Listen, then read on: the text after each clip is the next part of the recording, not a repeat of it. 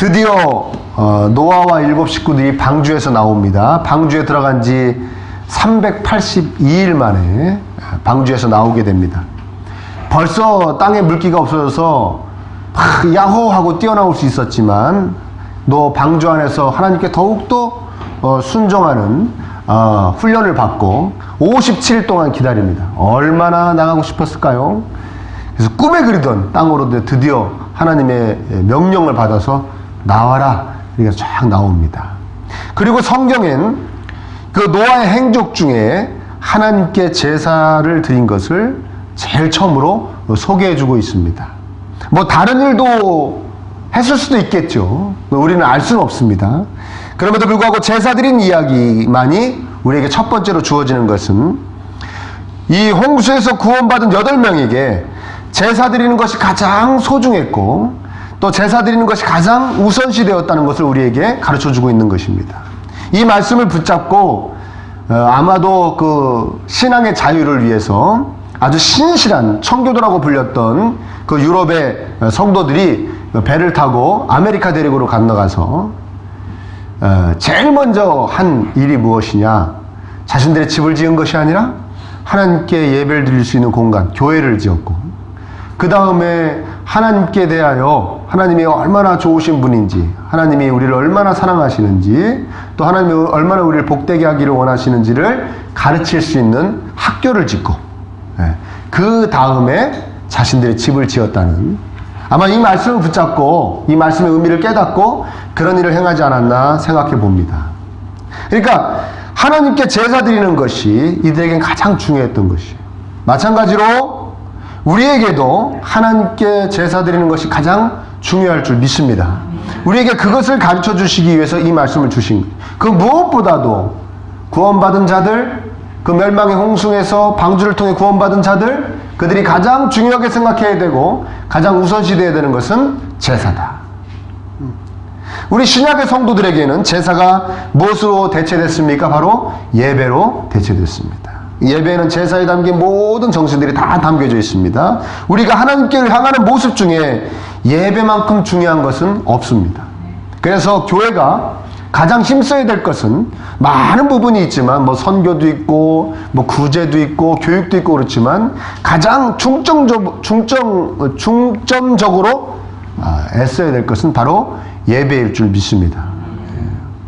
방주에 나온 8명이 그럼 왜 하나님께 제사를 드릴 수 있게 되었을까? 한번 우리가 생각해 봐야 됩니다. 감사해서 드렸을 수 있겠죠. 야, 우리 구원해 주셨다. 감사하다. 또 이렇게 예배 드릴 수 있을 것입니다. 무서워서. 또 홍수가 오는 걸 아니까 제발 이제 홍수 오지 않게 해주세요. 홍수가 이제 땅에 있지 않게 해주세요. 너무나 무섭습니다. 그래서 무서워서 제사를 드렸을 수도 있을 거예요. 또 하나님께서 제사 받기를 원하신다라는 생각이 들었을 수도 있습니다. 하나님께서 제일 먼저 우리가 제사 드리기를 원하신다 이렇게 생각해서 제사를 드렸을 수도 있어요. 어떻게 알았을까요? 근데 하나님께서 제사를 드리기를 원하신다 어떻게 알았을까요? 하나님 이렇게는 안 하셨을 것 같아요. 방주에 타기 전에 아니면 방주에 타는 동안 너네 나와서 다른 거 타면은 정말 기분 안 좋아. 제일 먼저 나에게 제사 드려야 돼. 그게 마땅한 도리지. 내가 너희들을 다 구원했잖아. 제사 먼저 드려라. 알았지? 여러 번 얘기 안 한다. 자존심 있으니까 제사 먼저 드려라. 이렇게는 안 하셨을 것 같아요. 당연히 그냥 제사를 먼저 드려야 된다. 하나님께서 제사 받기를 원하시는구나. 하나님께서 우리가 제사 드리는 걸 기뻐하시는 걸 당연히 알 수 있었을 것입니다. 뭘 보고 알 수 있었을까요? 7쌍의 정결한 짐승들을 보고 알았어요. 왜? 하나님이 손수 예비하신 짐승들 아니겠습니까? 왜 그걸 예비하셨다고 그랬습니까? 이 짐승들로 다 멸종을 면하기 위해서 종마다 다 한 쌍씩 태웠는데 이 정결한 짐승들은 제사 때 쓸 수 있는 짐승들은 7쌍을 하나님께서 예비하셔서 방주에 태웠다고 그랬어요. 그러니까 종이 멸종되지 않으면서도 하나님께 제사 드릴 수 있도록 방주 안에서는 못 드렸겠죠. 방주 안에서는 방주 나와서 제사 드릴 수 있도록 7쌍을 예비하신 겁니다. 그걸 보면서 방주에서 382일 동안 하나님께 제사 드려야지. 하나님께 제사 드려야지. 하나님께 제사 받기를 원하시는구나. 제일 먼저 나가서 우리가 해야 될 것은 하나님께 제사 드려야 되는 것이구나. 그 7쌍의 정결한 짐승을 보고 그냥 깨달은 것입니다. 우리도 하나님께서 우리에게 무엇보다 예배를 받기를 원하신다는 것을 우리가 어떻게 알 수 있습니까? 우리도 바로 7쌍의 정결한 짐승을 보고 알 수 있습니다. 7쌍의 정결한 짐승이 어디 있습니까? 여러분, 우리에게 하나님께서 예비하신 제물이 있습니다. 우리 그 제물을 바치면서 하나님께 나아갑니다. 그 제물이 뭐냐? 바로 예수 그리스도입니다. 에베소서 5장 2절에 이런 말씀이 나옵니다. 그는 우리를 위하여 자신을 버리사 향기로운 제물과 희생 제물로 하나님께 드리셨느니라. 아멘. 우리는 어떤 제물을 근거로 하나님께 제사를 드릴 수 있습니까? 우리는 어떤 공로로 하나님께 나와 하나님께 예배 드릴 수 있습니까? 바로 예수 그리스도의 그 희생을 통하여. 그러니까 제물 되신 거예요. 하나님과 우리 사이에 화목 제물이 스스로 되신 것입니다. 그러니까 우리 제물은 안 가지고 나왔죠. 양이나 염소 안 가지고 나왔습니다. 안 그랬으면 우리가 예수님께서 단번에 자신을 제물로 드리셔서 누구든지 하나님께로 나와 예배 드릴 수 있도록 해주시지 않았다면 우리 지금도 여기서 피비린내를 풍기며 제사를 드리고 있어야 될 것입니다. 그러나 이제 필요 없습니다. 누가 제물 되셨기 때문입니까? 예수님께서. 예수 그리스도께서 제물 되셨기 때문에 그렇습니다. 그러니까 예수 그리스도께서 이 땅에 오셔서 예수 그리스도께서 우리 대신 죽으심으로 우리의 죄를 모두 전가받고 죽으심으로 우리를 용서하시고 또 부활하셔서 온전히 하나님의 율법에 온전히 순종하신 그 의로움을 옳다, 아 그래 너 나와 함께 있을 만하다 하는 그 의로움을 우리에게 또한 전가하셨어. 아멘. 우리가 하나님께로 나아갈 수 있게 하신 거예요. 그러니까 그 예수 그리스도께서 우리에게 행해주신 그 놀라운 은혜를 우리가 생각할진데 하나님께서 우리와 얼마나 함께하고 싶어 하시는지를 깨달을 수 있을 줄 믿습니다. 그리고 우리가 함께 하심을 가장 공적으로 그 함께하고 싶은 마음이 가장 공적으로 선포되어지는 거기에 우리가 가장 강력하게 반응하는 그 우리 경건의 모습이 바로 예배인 줄 믿습니다. 그러니까 예배가 이렇게 중요한 것이 우리는 예수 그리스도의 십자가를 통해 하나님께서 우리의 예배를 받고 싶어 하시는구나를 깨달을 수 있습니다. 그러니까 우리는 예배를 정성껏 드려야 될 줄 믿습니다. 아멘. 우리 신앙생활 중에서 가장 중요한 부분이 있다면 바로 예배입니다. 예배.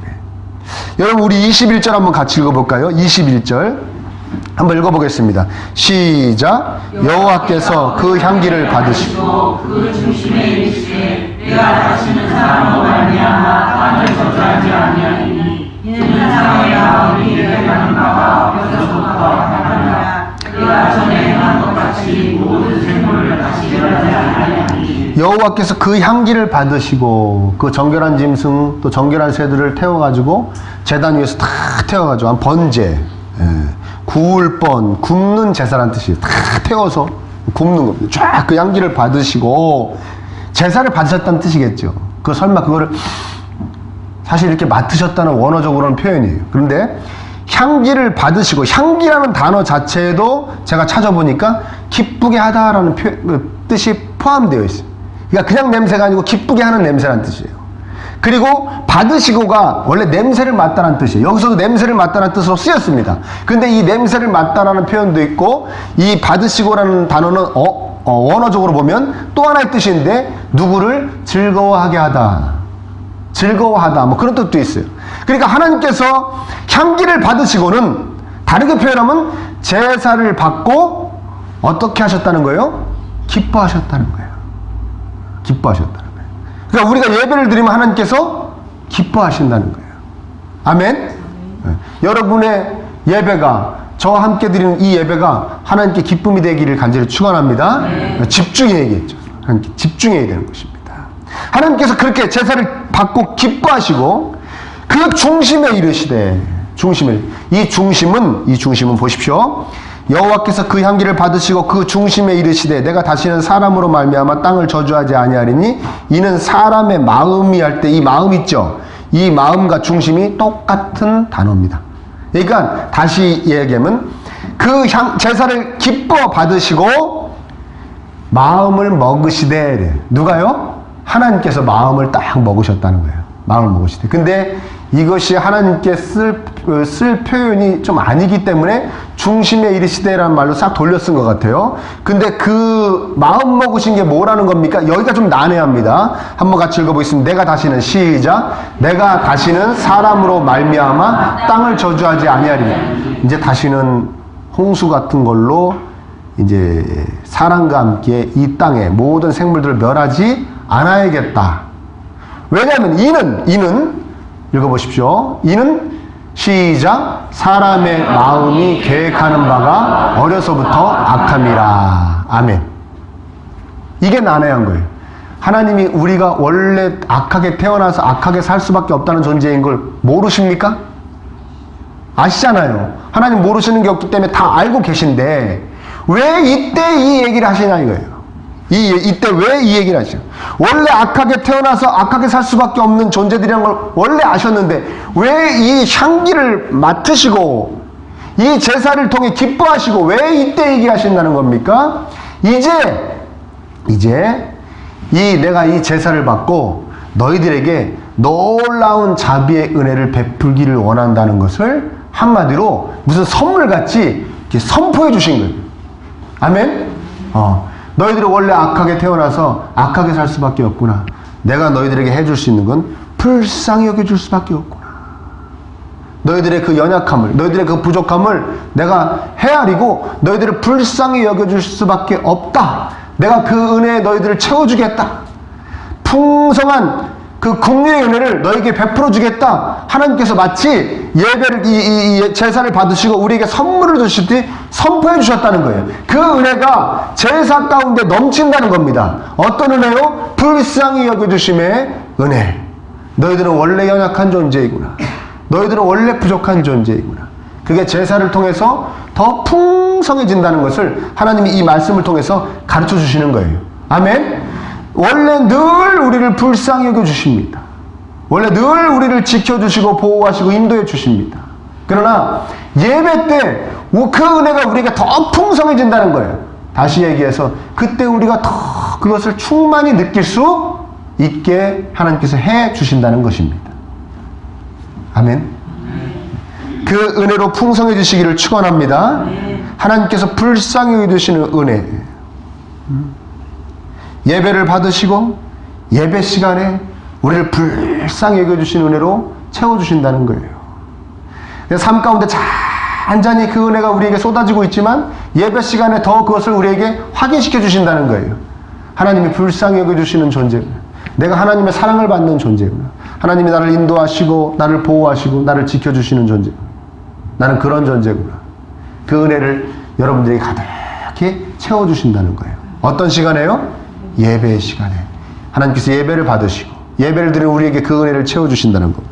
더군다나 우리 22절도 한번 같이 읽어보겠습니다. 22절 시작. 땅이 있을 동안에는 심음과 거둠과 추위와 더위와 겨울과 낮과 밤이 앞에 내가 다시는 이제 너희들을 모든 생물을 다시 멸하지 아니하겠다라는 증거 같이 이 말씀을 주시는 거예요. 심음과 거둠과 추위와 더위와 여름과 겨울과 낮과 밤이 쉬지 않고 계속 이어질 것이라는 겁니다. 언제까지? 땅이 있을 동안에는. 땅이 있을 동안이라는 건 뭡니까? 이 세상이 끝날까지라는 거예요. 그러니까 이 세상이 끝나는 누가 오셔야 이 세상이 끝납니까? 예수님 다시 오셔. 예수님 다시 오셔서 심판하시고 새하늘과 새 땅으로 이 땅이 완전히 변화되게 될 전까지는 비만 40일 동안 계속 오는 때가 없을 거라는 거예요. 40일 동안 밤낮으로 퍼붓듯이 오는 비를 보신 적이 있습니까? 없을 겁니다. 물이 150일 동안 모든 산을 덮어 있는 그런 상태가 없을 거라는 것입니다. 1년이 넘게 모든 땅이 젖어 있는 그런 일은 없을 거라는 겁니다. 추위도 있고 더위도 있고 여름도 있고 겨울도 있고 변화가 계속되어질 것이라는 것이죠. 아무리 큰 재앙이 닥쳐오는 것 같아도 그 재앙을 통해서 이 땅의 역사가 멸망되지 않고 계속되어질 거라는 하나님의 약속이에요. 누가 오실 때까지요? 예수님 다시 오실 때까지요. 아멘. 기뻐하시기를 축원합니다. 네, 기뻐하십시오. 하나님께서 그것도 불쌍히 여겨주십니다. 다시는 멸하지 않겠다.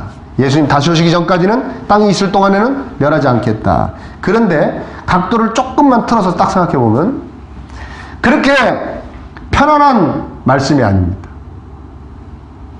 우리의 삶이 한결같지 않을 것이라는 다소 불편한 예언의 말씀이기도 합니다.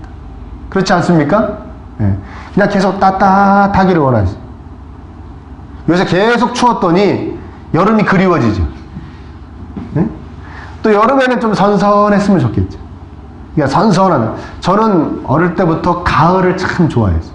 가을에는 샥 그 바람이 날리면서요, 시원하면서, 예? 옷 입기도 제일 좋아요. 폼나게 입기가 제일 좋을 때가 가을 아니겠습니까? 가을을 참 좋아했는데, 그러니까 저 같은 사람은 어느 계절이 계속 되기를 원할까요? 가을이 줘야 돼요.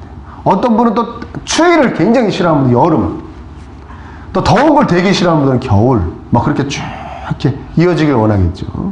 그런데요, 세계 어딜 가도요, 그 나라 사람들은 다 자기 나라가 사계절이 있다고 그러더라고요. 우리가 저 섬기는 그 필리핀 하우스 오브 더 교회에서 강지로 선교사님 말씀을 들어보니까요, 뭐라고 그러냐면 여기 얼어 죽는 사람들이 있어요. 아, 여기서 어떻게 얼어 죽는? 왜냐면 거긴 겨울이라도 낮에 한 30도, 29도 막 그렇거든요. 낮에도. 근데 그게 겨울이래요.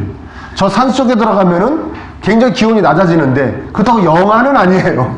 근데 그걸로 추워서 죽는데요. 그러면서 겨울 너무 싫어 막 그런데요. 이해되십니까? 그러니까 어디든지 한결같지 않습니다. 다 변화가 있습니다. 변화가 있어요. 우리 삶의 걸 대입해 보면 우리 삶이 한결같지 않다는 것이죠. 평탄하지 않을 것이라는 겁니까? 거두는 기쁨이 있기 전에 심어야 되는 수고로움이, 고통이 있을 수 있고요. 따뜻해서 좋았는데 어느새 으스스해지고요. 오르막이 있으면 내리막이 있고, 내리막이 있으면 오르막이 있고, 기쁨과 슬픔, 성공과 좌절, 평안과 환란이 계속해서 끊임없이 이어질 것이라는 겁니다. 한결같지 않는 복잡한 인생이 될 것이라는 거예요. 아멘? 이렇다가 막 이어진다는 것입니다. 그러니까 여러분이 너무 속상해하지 마시기를 축원합니다. 예. 지금 좀 힘드신 분들, 답답한 분들, 고통 가운데 있는 분들, 제가 사실 그 고통을 다 어떻게 헤아리겠습니까? 그건 사람만의 고통인 것이. 제가 늘 얘기하지만 사람은 다 상대적인 존재이기 때문에 야, 뭐 그것가 그 정도 갖고 그래, 나는 이랬었어 라고 얘기할 수가 없다라는 거예요. 왜? 그 사람만의 또 고통이 있는 것이에요.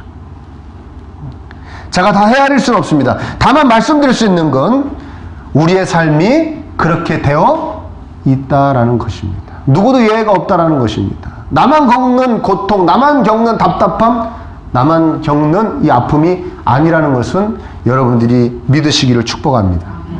여기에는 한 사람도 예외가 없다는 것입니다. 그런데 우리에게 큰 기쁨과 소망의 소리가 있습니다. 그것은 무엇이냐? 우리에게는 예배를 통하여 만나주시고, 예배를 통하여 우리에게 힘을 주시고, 예배를 통하여 우리가 소망을 가질 수 있게 해주시는 하나님이 계시다는 것입니다. 아멘? 그 하나님을 예배를 통해 만나서 거기서 위로를 받고, 거기서 새 힘을 받고, 거기서 소망을 품게 되는 것이죠. 그래서 하나님이 제사를 받으시고 이 말씀을 하신 것 같아요. 제사를 받으시고, 내가 예배를 통해서, 내가 이 시절의 제사를 통해서, 우리에게 예배를 통해서 내가 너희들을 눈동자와 같이, 당신의 눈동자와 같이 보호하고 늘 바라보고 복 주기를 원하며, 힘들고 어려울 때는 내가 손잡아 일으켜주고 힘을 주고, 아멘? 너희를 인도할 것이다. 약속을 주시는 것이죠. 너희들의 삶에는 늘 여러 가지 일이 겹치겠지만 절대 걱정할 필요 없다. 나에게 오라. 아멘? 나에게 오라. 늘 나와 함께 하자. 특별히 나의 백성들이 모두 모여서 함께 하나님을 예배하는 이 복의 시간에 내가 그 은혜를 넘치게 해주겠다. 그래서 제사를 받으시고 이 말씀을 선포하신 걸 믿으시기를 축원합니다. 잘 심을 수 있기를, 예배를 통해서 하나님께 말씀을 드리는 거죠. 하나님 잘 심을 수 있었으면 좋겠습니다.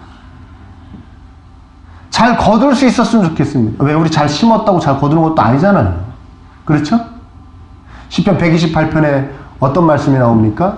네가 수고한 대로 먹고 살 수 있게 해주겠다. 그게 뭔 복이냐고 그랬죠, 제가. 네? 기억나십니까? 아니, 내가 열심히 일해가지고 그 열심히 일한 만큼 먹고 사는 게 무슨 복입니까? 복이면 이런 게 복이죠. 내가 열심히 일했는데 더 많은 게 들어와야 복이죠.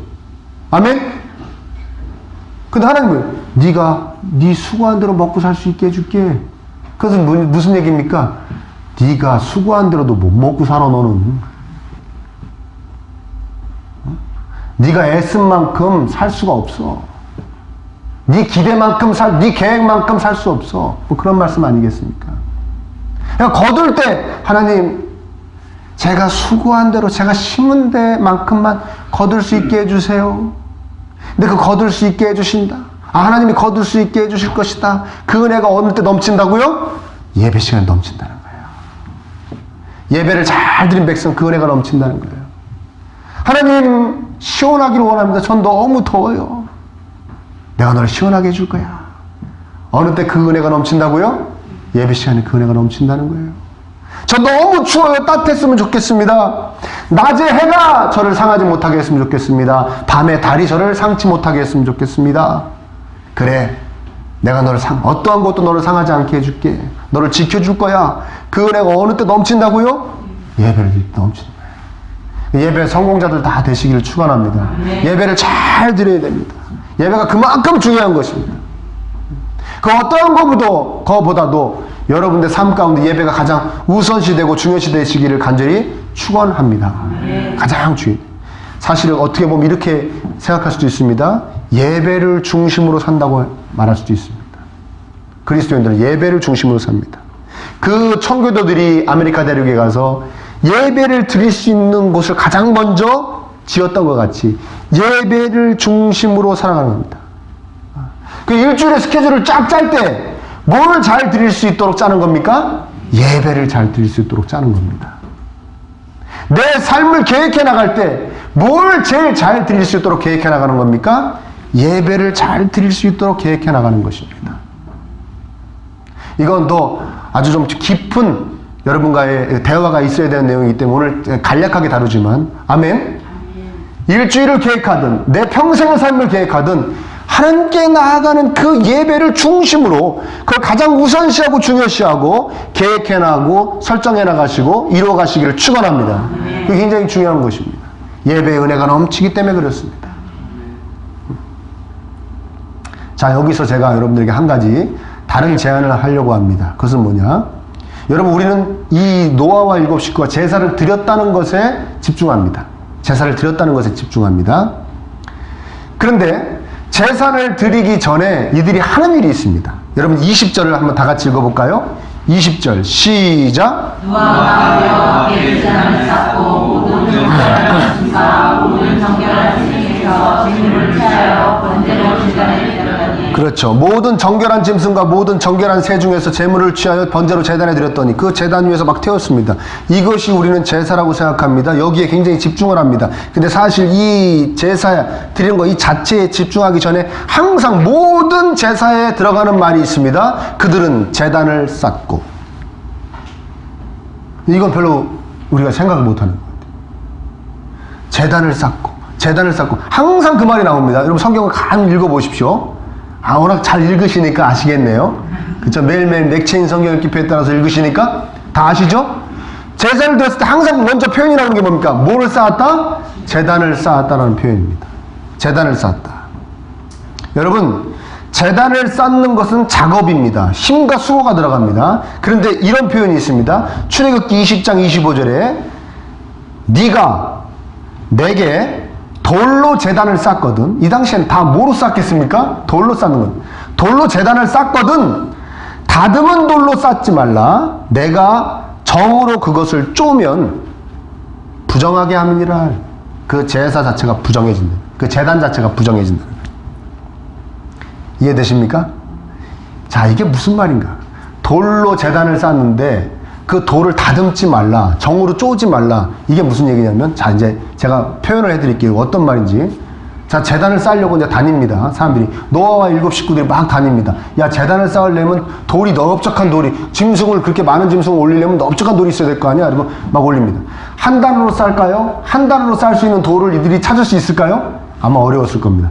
쌓았다는 것 자체가 돌을 쌓았다는 뜻 아니겠습니까? 이해되시죠? 그럼 돌도 꽤 넓직한 돌이겠죠? 자, 여러분, 돌을 돌 위에다 올려놓으면 돌이 돌 위에 촥 올라가 않습니까? 수평을 맞추고 다 해야겠죠? 그럼 어떻게 해야 됩니까? 그 돌을 가지고 와가지고 그 돌을 막 쪼아야겠죠. 그래서 모난 곳은 쪽으로 이렇게 딱 맞춰서 이렇게 쌓아야겠죠. 뭔 얘기인지 알고 들으시는 거죠? 그래서 다 다닙니다. 자, 돌. 야, 이거 맨 밑에 깔면 되겠다. 가져가자. 자, 노아가 얘기합니다. 야, 요거 다음 거 요거 쌓으면 되겠다. 근데 큰아들이 얘기합니다. 아버지, 이거는 잘 안 올라갈 것 같은데요? 기우뚱할 것 같은데요? 그래서 노아가 얘기합니다. 가서 쪼으면 되지. 대충 가져가자. 자, 여기까지 들으면 무슨 말인지 이해되십니까?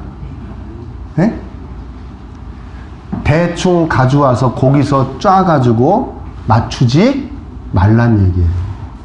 고를 때 어떻게 골라라? 잘 고르라는 거예요. 기도하는 마음으로, 하나님, 이 돌입니까? 이 돌이 2번째로 싹 올라가 잘 앉을까요?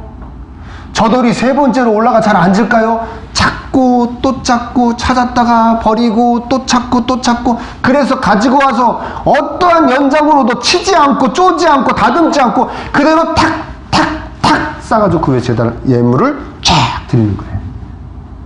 이 정신이 이어져서 열왕기상 6장인가요? 솔로몬이 그 어마어마한 성전을 지을 때도 철 연장 소리가 한 번도 그 성전터에선 들리지 않았다고 합니다. 그게 무슨 말입니까?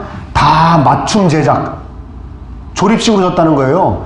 다른 데서 정확하게 재가지고 정확하게 다듬어가지고 착 꺼져서 착착착착 쌓기만 했다는 거예요.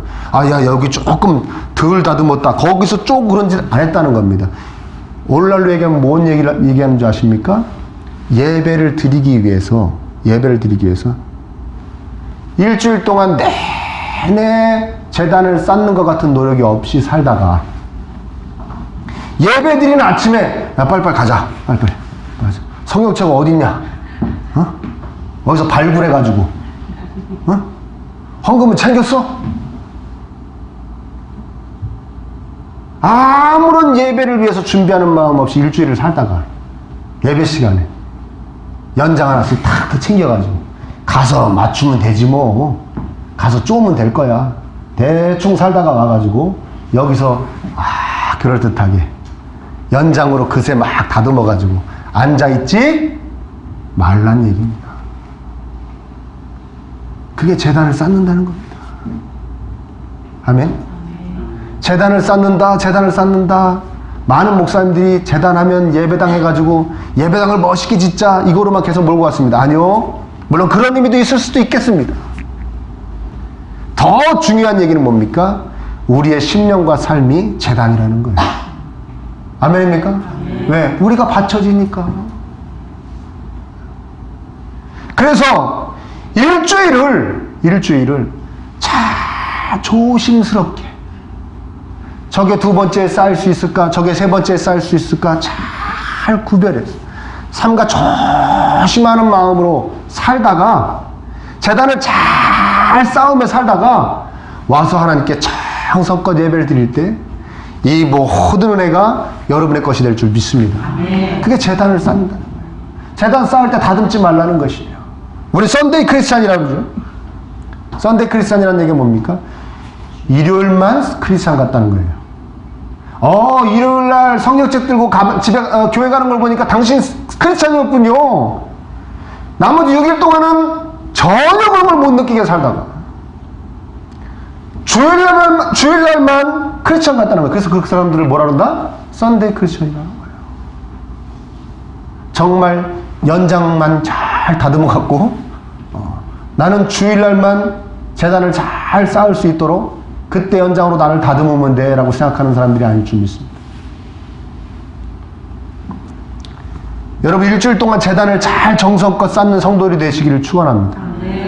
일주일 동안 정말 내가 예배 드릴 수 있는 심령, 예배드릴 수 있는 삶을 살아내고 우리 예배드렸으면 좋겠습니다.